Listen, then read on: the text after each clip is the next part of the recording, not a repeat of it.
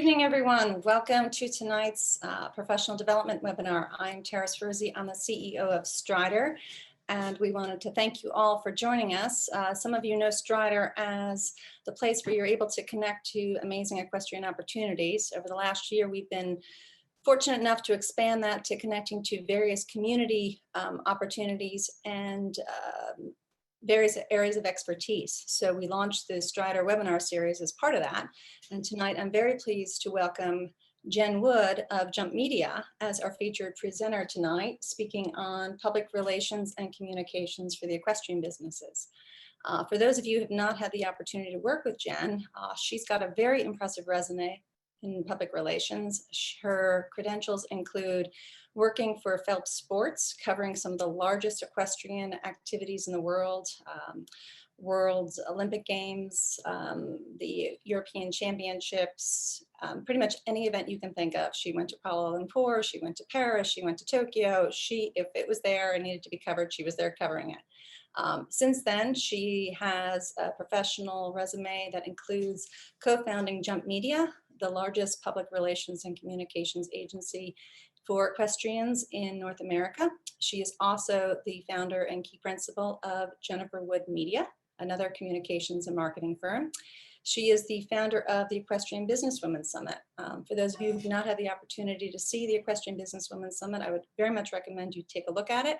It's an excellent professional association for women to better themselves, professional development, network, gain access to resources throughout the industry. In addition to that, she is also a partner in the recently launched digital endeavor, digitalhorseshows.com, which launched during COVID, which is an innovative way to participate in a digital horse show for those of you who were stuck at home until maybe last week. She has a client list and has had the opportunity to work with clients that read like quite the who's who of the equestrian world. And so she has a wealth of experience to share. She's not going to be able to get into it all tonight, but her clients have included such industry leaders as the United States Equestrian Federation, the United States Hunter Jumper Association, the Washington International Horse Show, the Capital Challenge Horse Show, and also the World Equestrian Center down in Ocala, Florida. So if you've got questions, and I'm sure many of you do because some of you have already sent them over, we will be having a Q&A session at the end of Jen's presentation. Natasha Springers-Levine, who is our Chief Operating Officer and the head of our partnerships group, will be facilitating a Q&A session. So in the chat section of your lower part of your screen on Zoom, for those of you who are new to Zoom, hit the chat button and send Natasha, who has a question already posed out there, a quick message and just say, this is my question. You can also send it to the entire group. She will compile all the questions and run down the list with Jen at the end of the presentation. You'll probably all notice that your mics are muted. Please do keep them muted for the entire presentation so everybody has the opportunity to hear Jen. We're all going to be envious off in the corner if we hear you opening up wine bottles, and this is a live recording, so we don't want to record anything that's going on right now for posterity. We just want to record Jen and your questions to her. So with that, without further ado, Jen, welcome. Thank you so much for joining us this evening. We're thrilled to have you here and look forward to your presentation. Thank you so much. And hopefully I won't have to mute if there's no screaming children in the background. So we'll keep it as professional as we can here as well. I wanted to say thank you to Tara and Natasha for inviting me to do this. I'm really happy to be able to talk with all of you today and share some of what I've learned over the years. This presentation is a conversation starter, really. You know, it's broad and it covers some basic ideas if you're starting a business or you're trying to, you know, change an image or change your branding. So I think, you know, this is kind of a start, and from there you can research more. There's tons of information available out there to get more granular in what we discuss here. So I'm just going to start the presentation, and we can hopefully all see everything here. in my, all right. So like Tara mentioned, we are talking about public relations and communications for equestrian businesses. And some of this does span into marketing as well. So, you know, if you have any questions that aren't covered here, please, you know, feel free to ask in the chat. If we don't get to it, you can always email me anytime if you guys have questions. So some of the areas we'll cover in today's presentation include defining your business, brand identity, online marketing and social media, and some community outreach. So starting with defining your business, there's kind of 4 key questions that if you're starting a business or you want to grow, here, you know, some of the things you need to consider. What is your business strategy? What are your business goals? Who are your customers? That's kind of a key question for marketing. Who are you marketing your product or service to? And what sets you apart from competitors? And from there, we look at business strategy and planning the 5 Ps. So if you want an effective strategy, and that will help you generate awareness, trust, loyalty, advocacy for your business and its services, there are 5 things that you can look at. So the first P is product. What is it that you're offering? And that means, you know, defining it not only for what you think it is, but what you want your customers to think it is. Place, where are you based? Do you travel? You know, are you a local company that is only looking for local customers? Are you nationwide? Are you international? Price, what are the costs of your services? This, you know, really delves into marketing a lot. If you want to know, you know, what you are compared to your competitors and what is your worth, what is your product worth. People, which are your employees that can make or break your business. A lot of people that are entrepreneurs are starting out just by themselves, and you know that works up until a certain point, and then you have to think about who you want on your team and how they represent you. And promotion, how will you reach target customers and clients?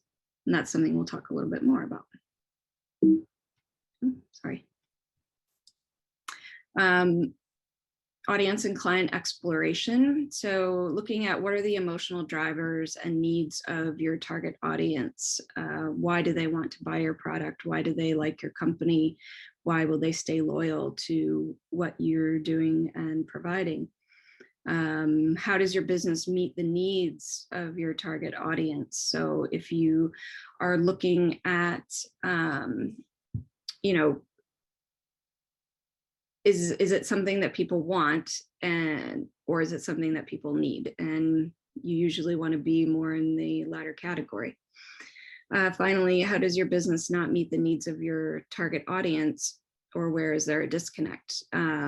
So that's, you know, not only looking at what you do well, but maybe what you don't do well and how you can improve that. Brand identity. And when you're promoting your business, you need to define that brand, and it serves as a really key part of the foundation of a business and defines how it implements what you do in marketing and outreach. So, you know, if you're looking at ways to promote your company, you're keeping brand identity front and center. Does it serve your company? Are you staying in the same voice? Are you staying true to what you set as your mission? Some tactics and a branding brainstorm is, who are you as a brand? And these, you know, all of these questions and all of these things are something that you think about hopefully before you get started, you know, because it really sets the direction and the tone of where you go from there. So think about these questions. You think about a narrative that is a through line for everything that you do. So it reflects in the copy on your website. When people go there, if that's their first impression is looking at your website, what's written there, what images are you using? And it continues on to social media, which is a much more fluid look at branding. A website can stay pretty static a lot of the times, for the most part. And social media obviously is changing every day. And it also helps in thinking about what you say when you're in conversations. So, what's the tagline? What's your elevator pitch? What's your, one paragraph that you can give to someone that explains who you are and what you do and why people need you? That is really important if you are building a pitch deck for investors or, looking for financial reasons. You need a lot of that. There is an importance to a mission and a vision statement. Why are you doing it? What's your inspiration? I think more and more people these days, and especially younger generations, are looking at companies not just for what they sell, but what do they believe in? What do they stand for? And I think that's really important to consider these days. What makes you unique? If you're selling a belt, why is your belt better than any others? Especially if it's a product where you have multiple competitors in the same line. And how do you want people to describe your business? So it's really good to put yourself in your customer's shoes or potential customer, and see how they would look at what you're providing. So obviously a start there is creating a logo and a tagline. There's some examples up in the corner of 4 really well-known logos. They're clean, they're colorful, they stand out, they're recognizable, and they get everything across in one quick view. So this kind of, for example, is within our industry. Can you put it on a hat or a jacket or a saddle pad? Or if you're supporting a rider, can your logo show up on their stall banner easily and look good? If you guys can see me in the little, I don't know if you guys can see me in the square, but nope, yeah. So does it show up on a water bottle? Well, there's all these promotional items that you can do to get your brand out there.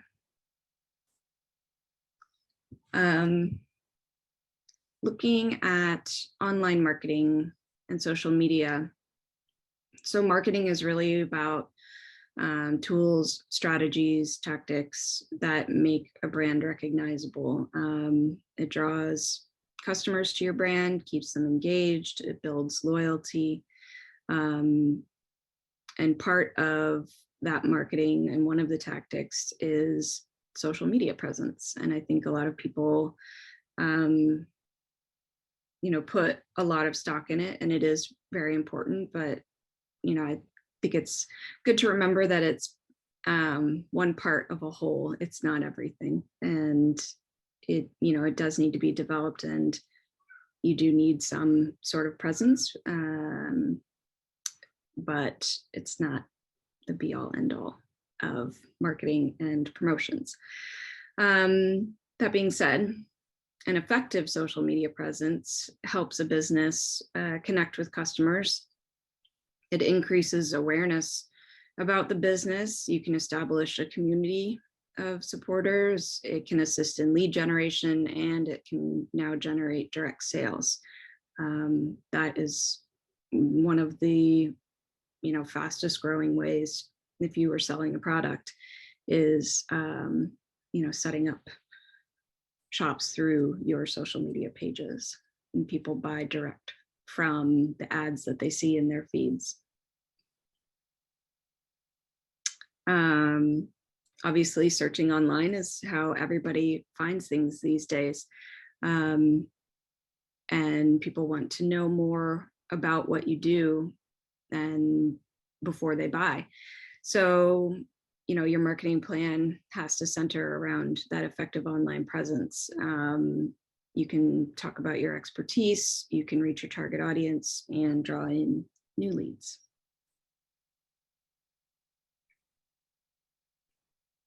So these are just a few examples of some online ads. And the first one from Stick and Ball, you can see, there's a shop now button. There's ways to look at different products that they offer. You've got a tagline right there explaining what the products are. And then there are, full shops. So like Equifit, you can either view it on their website, or you can scroll down where it says more from this shop and you can see every product that they offer for sale, and you can buy, with an easy click. And then sponsored ads are another way to get people to shop now, as you can see, as an easy click through.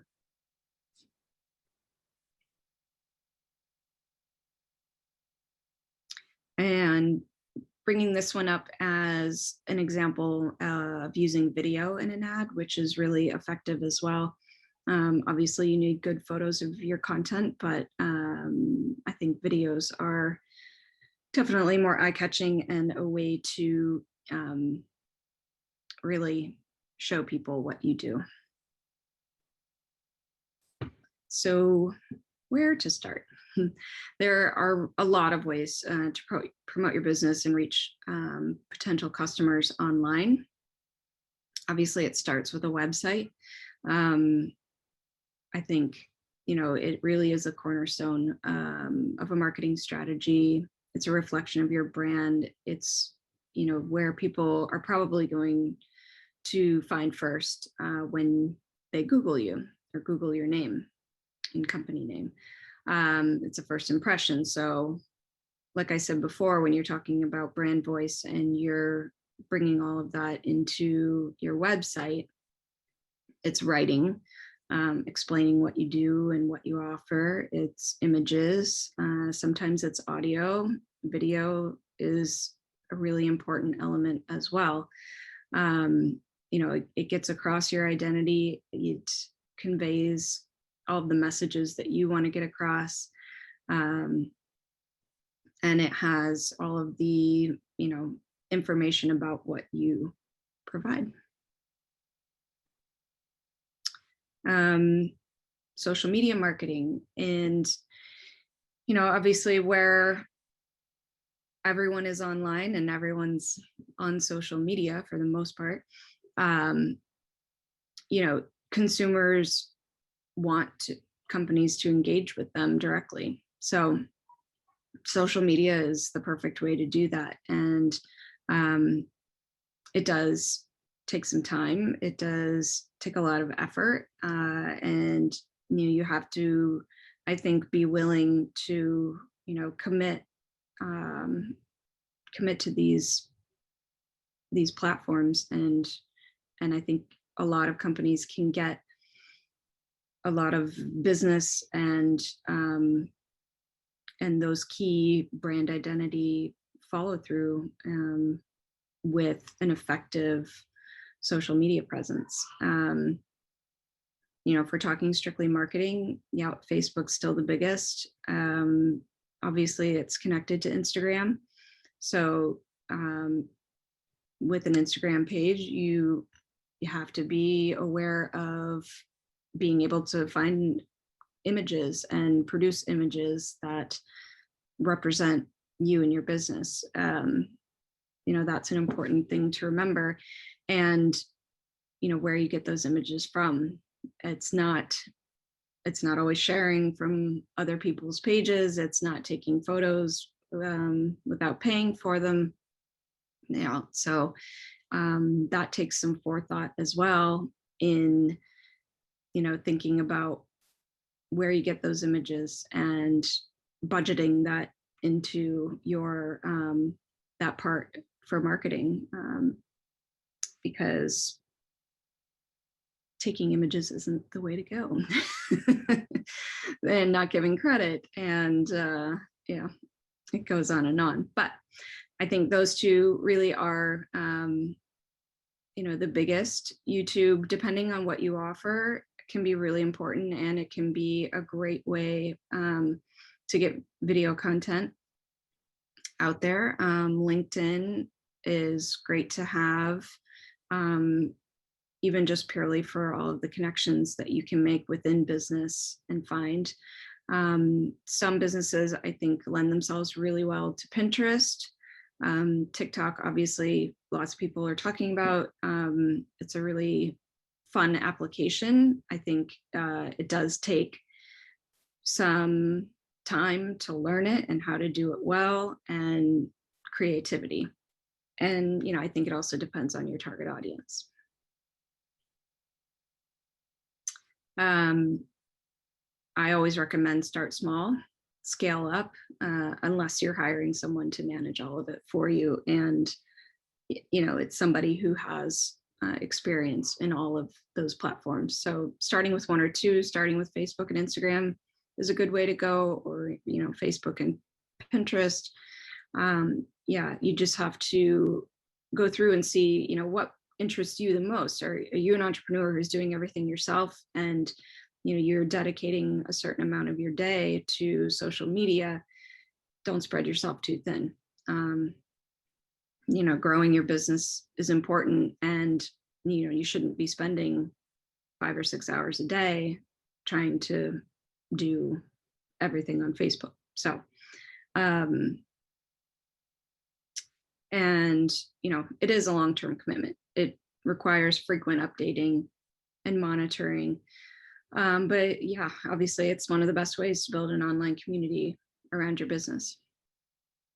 And a little tip there, make sure your business page is different from your personal page. I think most people have that now, but make sure you're not, and when you are logging on and you're commenting and all of that, make sure that you're commenting with the right page.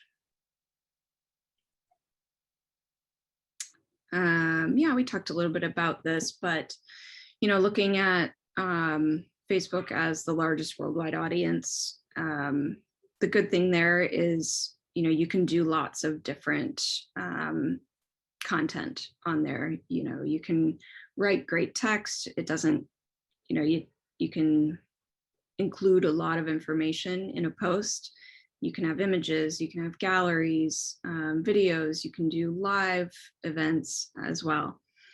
Instagram is obviously very, very visual, so you have to have a plan for how to promote that visually. Stories, are really fun. It's a good way to show more personality. Little clips that are casual, and you can, and they do go away after 24 hours, and we'll look at this in another slide, but there's ways to save those and have them so that people can still view after they've gone away. And some tips, yeah, a simple strategy as you start and maintain. Why do you want to be on social media? Who's your target audience? If you're targeting women 50 and over, maybe TikTok isn't the best platform for you to start with. So think about the target audience when you're looking at your pages and what you're sharing, where you're sharing, when you're sharing. I mean, there's a lot of analytics available, and you can get a little lost in the weeds of what these platforms can serve you. But I think it is worthwhile to take time, either once a week or once a month, and look at, what are your most popular posts? Why do you think they're popular? Are you posting at the same time every day, and then you post at a different time and it was 10 times more engagement? Those are things to look into and, to keep in mind when you are putting together your strategy. This may seem a little obvious, but full contact information and about description on your business pages. Like, I can't tell you how many times I go to someone's Facebook page and they don't have a link to their website on it, or they don't have an email address. I'm like, yeah, I can send you a Facebook message, but really I want to send you an email. So please give me an email address when I'm looking on your Facebook page. So these are just some examples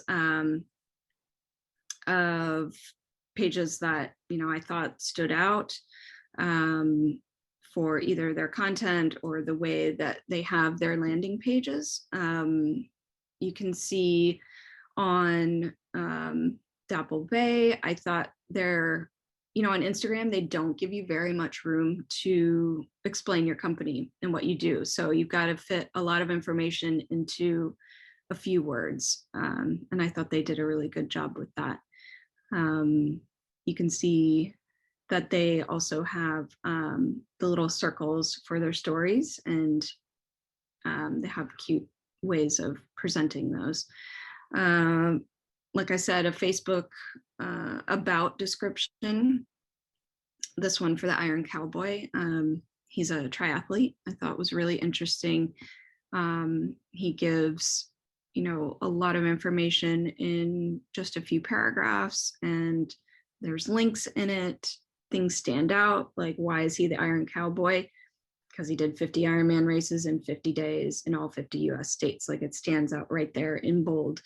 That shows who he is and what he does. You can make your stories all a very similar style, like Carly did on her Instagram page. I think that looks really nice and clean. Whereas, Casey, that's more of like a personal athlete page, a little different, I think, from a business, but I thought her stories were really cute in the way that you can easily see the different topics.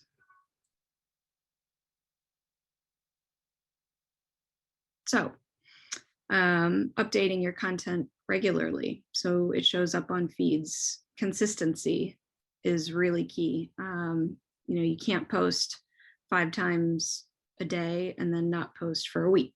So, that's when that darn algorithm that everyone talks about, that I don't think very many people really understand. It's very difficult to understand, and it changes all the time. But I think, consistency is one way to really make sure that your posts are getting fed to your audience. And so that means, setting a calendar and setting reminders to do posts, because obviously if you're running a business day to day and social media is not at the top of your list, it does mean setting time aside, making a posting calendar of what you're going to post.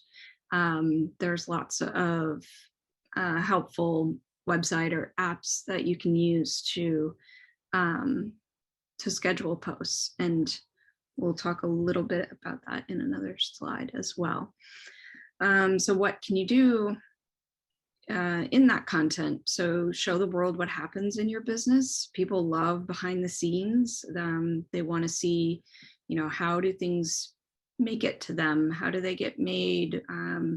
If you're making riding clothes out of a special type of thread that comes from some alpaca, I don't know, it's show where those alpacas live. Stuff like that is, really engaging. It shows, what your business does, and can be really different in setting you apart. So show your personality. What is your brand voice? And when we talk about brand voice, it's not only what you say, the content, but how you say it. So, it's tone, it's attitude, it's language, and it's grammar. Those things are all something you have to keep in mind, and I think have to stay consistent unless you're having a radical, change in branding. I think you have to kind of stay with that. And sometimes that's hard to do if you start out yourself and you're doing it in your voice, and you grow and you scale up and you hire someone to do social media and their voice is different. So it takes a training and maybe a manual, and you writing out, your thoughts on what is your voice, why is it important. So if you do have to turn over your pages to someone else, that it stays consistently in your voice. And when you're looking at how you say it, are you someone who's going to have casual pages? Are you going to be, posting silly things that make people laugh and start engagement? Are you going to be using slang that, only Gen Z kids say? I don't recommend writing in Gen Z slang unless you are in Gen Z. It comes across false if you aren't. And, one thing that I think has come up in recent years is current events and social and cultural issues. Are you a company that is going to comment or tell people where you stand on it? If you are, it has to be more than just performative. You can't, in my opinion, I don't think you can be, real and have a real voice and say that you stand for things and you support things on social media without backing it up in what you do in your company. My friend Alexandra Equifit, I think it's an excellent example of what they do on their social media. Where they stand on some current issues, and she backs it up with, how she runs her company and how she supports her employees, and the profits that go to charities that support things that she stands for. So I think there's lots of examples out there. Patagonia actually is an excellent company to follow if you want to be a company that comments on social justice issues or things like that. Looking at your content, what types of customers do you have? Posting useful tips and demonstrating knowledge about your product or service. Tagging is really important and a good way to get others to share. Hashtags are more than just, a way to have a funny comment. It's actually that's how people find you. And when people use the search function in these platforms, they can find your posts through hashtags. So, hunter jumper or equine supplement, you can put in your posts so that people can find you and your company easier. And these are just a few examples of some of these topics. So, the first one, they obviously have lots of different hashtags there, but if you want to learn about ponies and it takes you straight to Stall Wilton, and they have, they breed ponies and sell them, you can find a lot there. I think Eric Lamaze, his Facebook page and Instagram is a really excellent example of engaging with his audience. And a lot of times you can tell it's Eric. Like, he speaks as a French Canadian. Like, you can tell the way that he writes, it's him. And a post from Kent, with showing the tags for his sponsors, things like that, that help. And, probably all 4 of those are reposting his post. So, where appropriate, you can be tagging. It's a little different, I think, for an athlete than for a business, but I think, used wisely, they can really help increase your reach. And looking at stories, in the first one for Lauren Kiefer Nicholson, she, those you can tag on stories as well. So that is a great way to get people to share your content.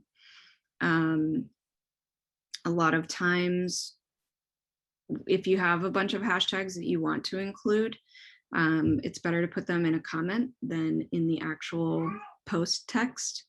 And then, yeah, just another example from Heritage of great imagery. It shows, who they are, what they do. And I thought that was a great post. So engagement is really important, along with consistently posting. Engagement, you have to be following up. You can't post something and never look at it again. You've got to look and see who's commenting and who's asking questions. It's a great way to get that loyalty, and people remember it. They remember that you answered their question, within a day. And I think it really helps with your social media presence. So, you're checking regularly for direct messages, comments, responding to them. It really does drive your reach as well, especially with Facebook, becoming more engagement driven. Yeah, and in your posts, asking questions and, getting people to really to ask questions that you can answer, and be able to know more about what they want and what they're looking for in your company. Looking at and following other businesses and other people within the industry, commenting on their pages of things that you find interesting. If you sell riding shirts and you've got someone that you sold a shirt to and they won a class, commenting on their posts and congratulations and that sort of thing. People notice it, and people appreciate it. And I think this was a good example from Charles Owen. They have a really big following, but they still have someone on there answering questions on every post. So some additional information, looking at Facebook Creator Studio. It's a great tool to use for insights, for publishing, for scheduling. It works, and make sure your Facebook and Instagram pages are connected. If you're going into starting a shop and doing advertising, Business Manager is the tool that you need to use for Facebook and Instagram. It takes some time to learn how to use it. It's complicated, in my opinion, and not the most user-friendly or intuitive thing to use. So, if you are going to plan advertising through it, you need to set some time to learn about it, how to use it, and how best to run ads through it. But, what you get back from it is really helpful, and all the insights that you get on your ad campaigns. And there's lots of, it's almost innumerable of how many things you can do with ads. Pixels are a part of that through Business Manager. So you create a pixel to place on your website, and that tracks, how ads send traffic to your website, where they go, how much time they spend, all of that. And I did note there's a link there. So if you guys, if you come back and look at this, or you get the PDF from Strider, there's a link there, just one of many, I'm sure, that talks about how Facebook is closing analytics on their pages. So you do have to go to, but you can find them now in Business Manager and other parts of Facebook, just not where they had them earlier. So that's something to be aware of, because that's going to end at the end of June. So community outreach, it's often overlooked.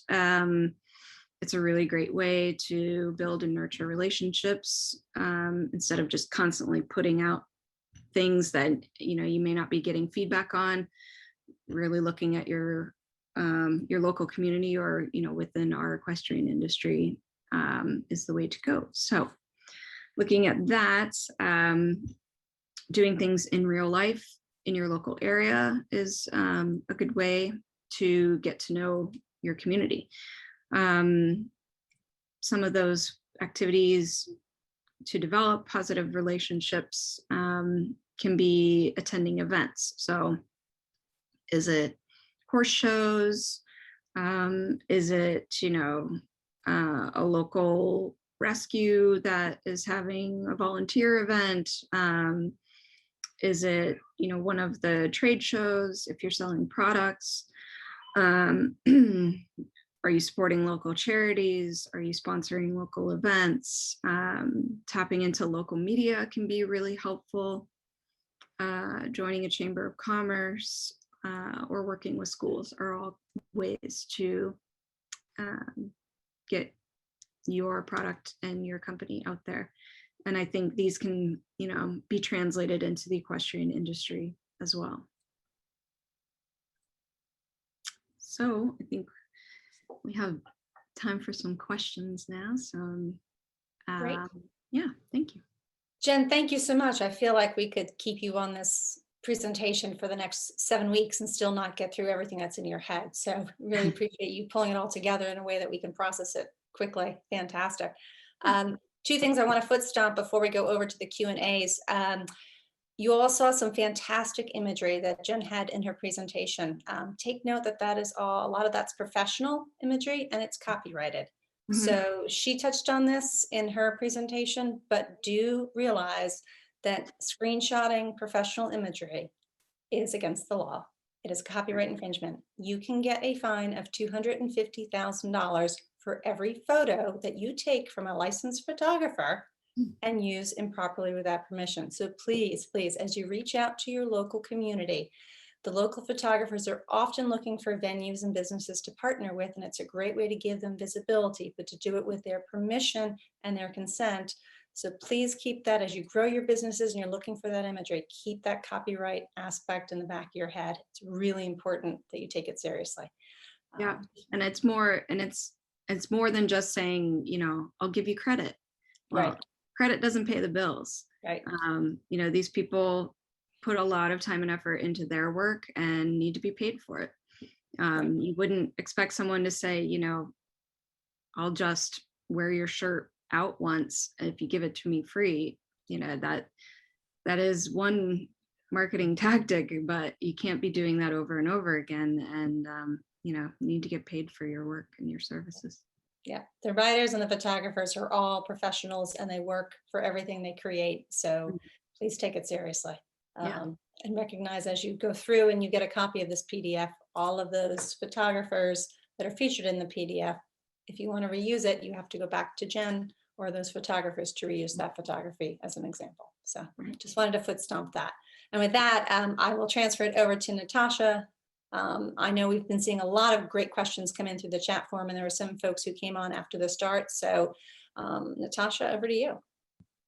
Thank you so much. Thanks everyone for joining us, and the questions were rolling in. They were great. So Jen, I will kind of point them over to you and we can take as much time as we need, but we'll try to move through them pretty quickly. I think most of these questions that came through are fairly broad, so that's a good thing. So just to sort of start off in the beginning of your presentation, and then we'll kind of work our way to the end, but in your experience, how many sort of PR hiccups are traced back to a lack of brand identity or mixed messaging?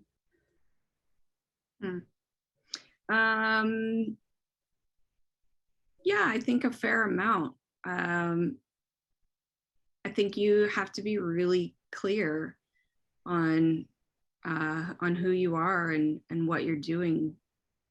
There is a greater expectation for that these days, and I think if you, I mean, it can extend to all sorts of things, but I think if you don't have a clear return policy for your products stated on your website or where you're selling everything, that it goes into every aspect. So yeah, I think clarity and consistency needs to be there. Yeah, I think a lot of what you talked about in your presentation too hit on authenticity, which is consistent with both of those themes as well. Right.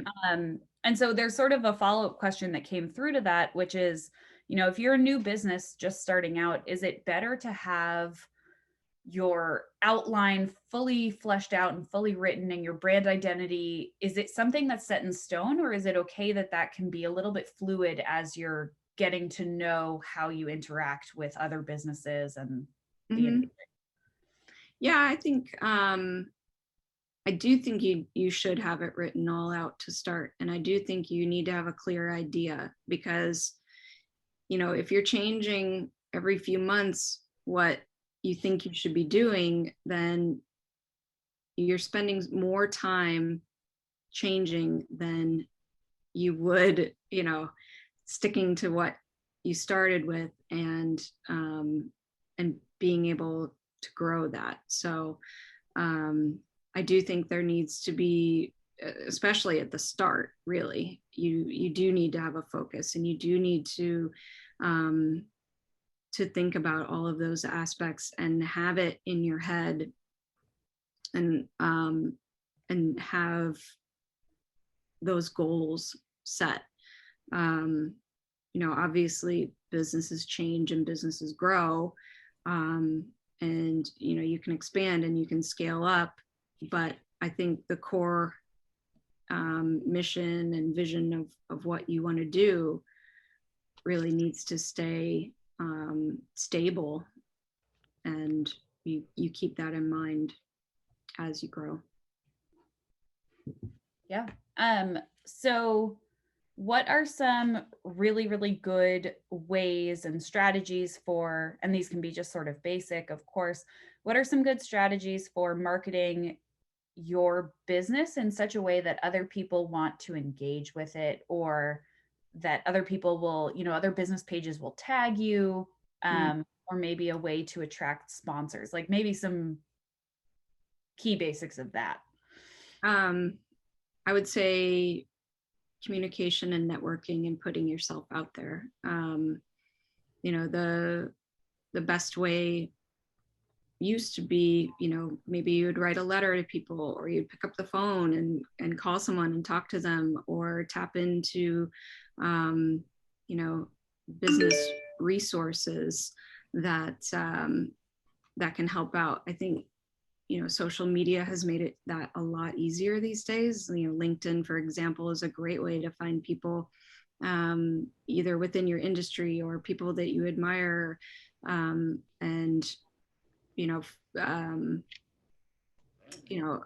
think especially in the equestrian industry, it is pretty small. Everyone has a connection to, if you're looking to talk to someone, you probably know someone who has a connection to them. So I think that's really important, and being able to network and connect and just say, I've started this business. Can you give me some feedback on it? Or can I have 30 minutes of your time to talk about how you grew your business? I mean, I think if it's not a direct competitor, it's a great way to to be able to see, where you're going with your marketing, and to make those connections, and to, get your business out there. Yeah. Definitely speaking to people is is pretty important, huh? Yeah, and I think that's, you get tunnel vision, I think, when you're starting a business, and what you think is important. And you do need, that conviction of what you're doing, and you do need to feel like, what your product or service is providing is important. And I'm not saying, take everybody's opinion and change what you're doing, but it is worth seeing, how other people perceive you. And if you've got enough people telling you that they see things in a much different way than what you're doing, it's worth looking at, and taking in, how you might be able to make some adjustments. Yeah. And how do you decide if it makes sense to hire someone to help you with PR? Like, how would someone arrive at the decision to contact you about Jump Media? I would say, if you're not comfortable doing it yourself, or if you're spending way too much time doing it yourself, I think that's something that I've found in my life. I think it applies across the board, not just for PR and marketing. I have found, especially as I age, that I am willing to pay more of a premium for things that I don't care to do, or that I don't have time to do. I'd rather spend a little more money and have that extra hour in my day to do things that I love, or to spend, on the parts of my business that I'm good at. So I think, you need to look at,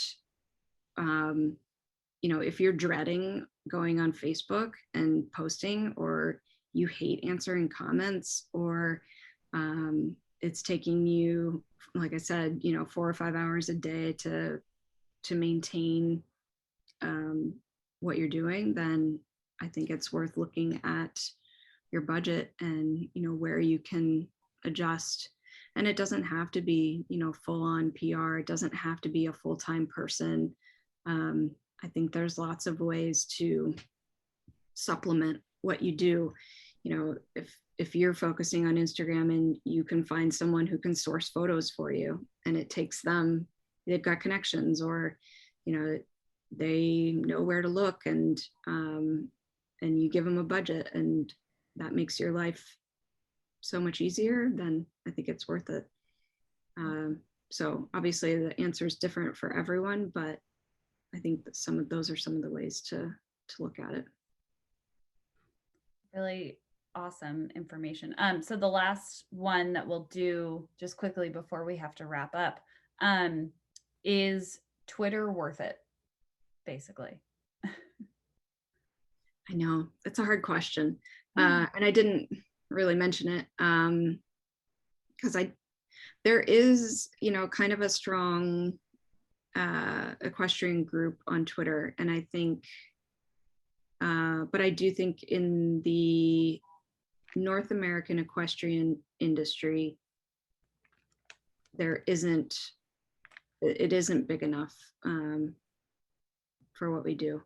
That being said, if you love Twitter and you've got a community already, start a page, get out there, connect with people.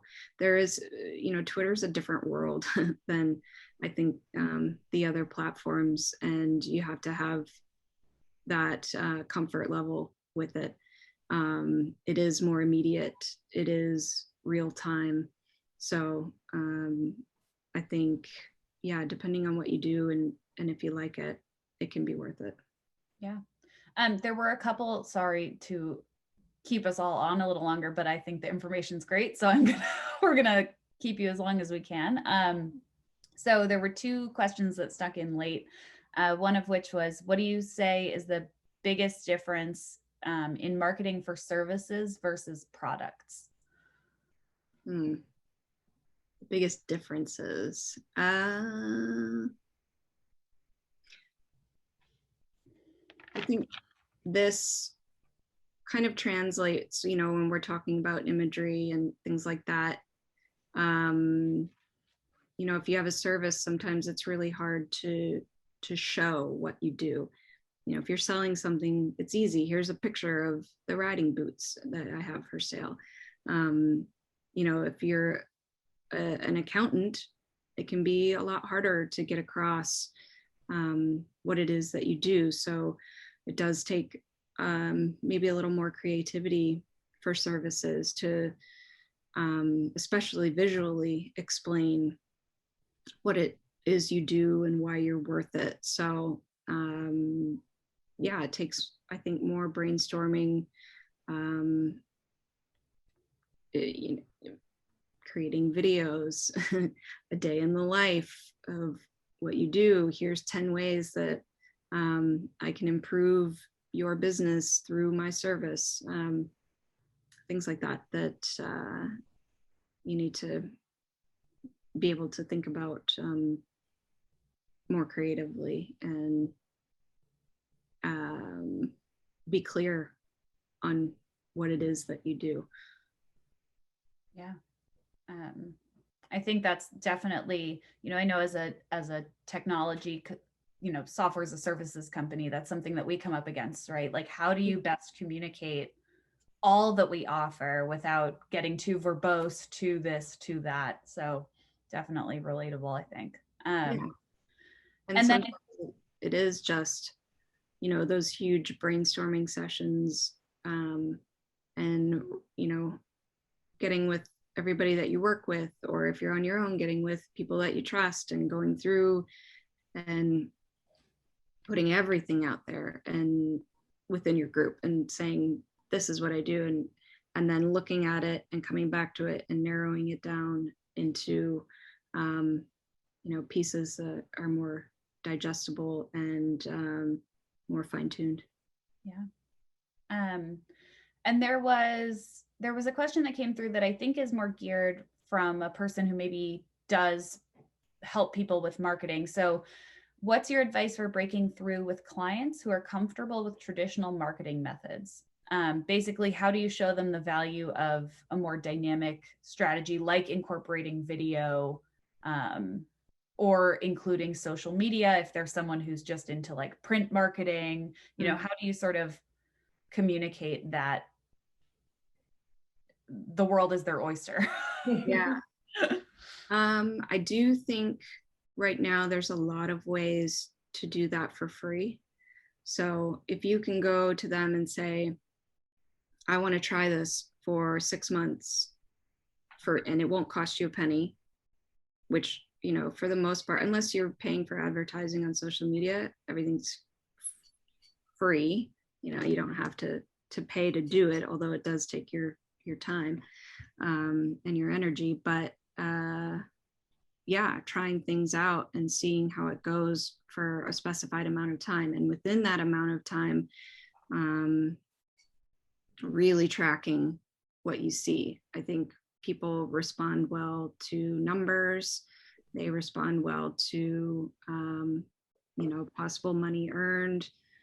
If that return on investment, even if your investment is just your time, if you can show, I got direct sales out of this, or we got 3 new clients because of the posts that I did on Instagram, or we grew our pages by 3,000 followers. I think, tracking that and having a report that shows why it's worthwhile can help shift people to, putting more into it in the future. Yep. I think those metrics are definitely important. Yeah. Short burst. Yeah. Yeah. And I think, there's a lot out there that you don't have to pay for to start with. Yeah. Yeah. Start small, scale up. Well, I think that was all of the questions. So Jen, thank you so much. That was super valuable. And I think it was great to see like people were commenting in the chat, and it was awesome. So Yeah, thanks for having me, and I hope it helped a little bit. And yeah, I look forward to all the future webinars you guys have and following along on them too. Great. Jen, thank you so much for speaking. We really enjoyed the presentation. Everyone who's on the presentation, you'll be getting a copy of Jen's slides along with the link to the recording of the webinar, so you can watch it on demand whenever you want. To recap some of the points that she punched and went through, I know it was a lot of information, but I promise you it's very valuable for the equestrian businesses that are looking to grow. So take note of it, reach out to Jen if you have any questions. Also take a look at the various other resources that'll be in there that she'll send out to you as well. So thank you, everyone. Have a good night. Yeah, thanks. Bye.